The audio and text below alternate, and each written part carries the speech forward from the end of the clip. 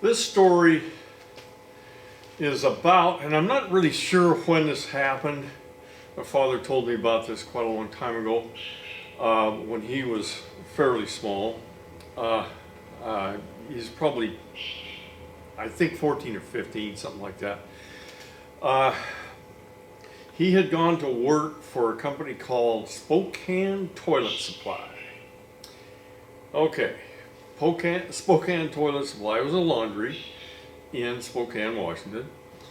And my grandfather worked there as a steam man.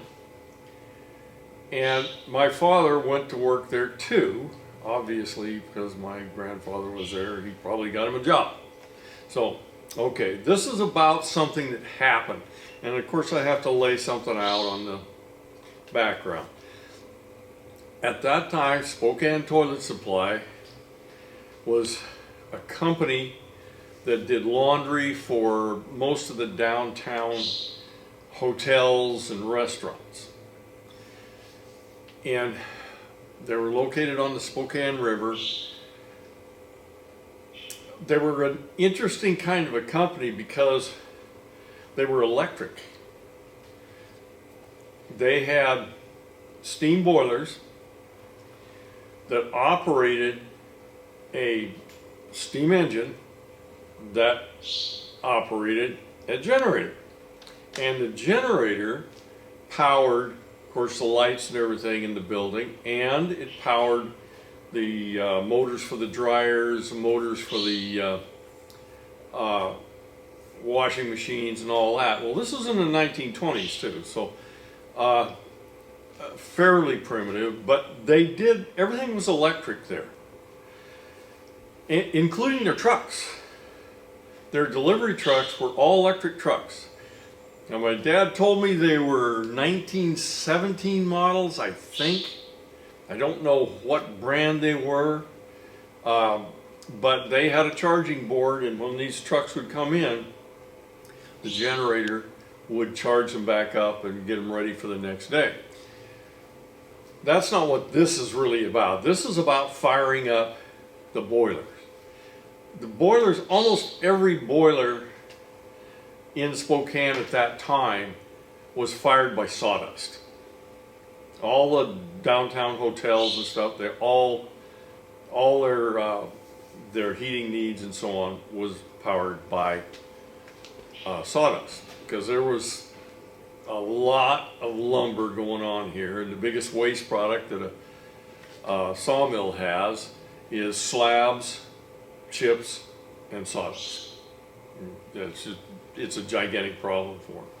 So what would happen, they needed these boilers to get fired up in the morning, so there's a fireman would come in about an hour early to get these boilers up and running. So when the people came in that worked, working laundry and so on, would have power and do their jobs. Well, sawdust is not a real energy-packed fuel. I mean, it's kind of light, and it takes a lot of sawdust to fire up a boiler. Well, these boilers were set up with screws that brought the sawdust out of a bunker and into the boiler. But the screws are powered by electricity. And when the boilers were off, there's no electricity.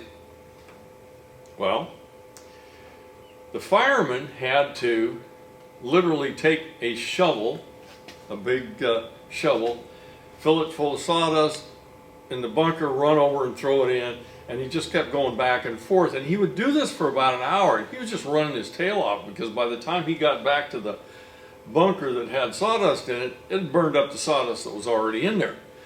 So he had a heck of a time getting up steam. Once, of course, they got up steam, then they could fire up the screws, and they would automatically feed the sawdust in. So everything's fine. Well,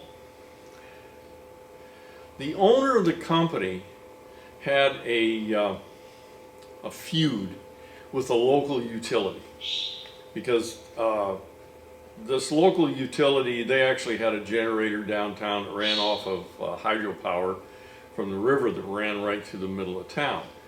And they ran the entire downtown with this generating capacity. And they had a couple other dams around too that they used. Well, the owner of this company had a feud with that utility and wouldn't use them. However, the power was there at the site. They just didn't hook it up to anything. And so Dad sees this guy flying back and forth trying to get this stuff done, and he says, well, let me see what I can do. And there was a disconnect that was hooked up to the utility, and he wired it into the motor of the screws so that he could just turn on the screw and the thing would start working. And then when the power came up for the plant, okay, they're ready to go and they could disconnect. Well, that's kind of the end of the story. The owner didn't want this to happen. He didn't want to use any power from a local utility, but he didn't seem to much care about the people that worked for him. So Dad just kind of did that on the sly, didn't say anything about it to anybody, just did it. And that solved the fireman's problem. So that's another little story about stuff that happened to my father and grandfather. And that's it on this one.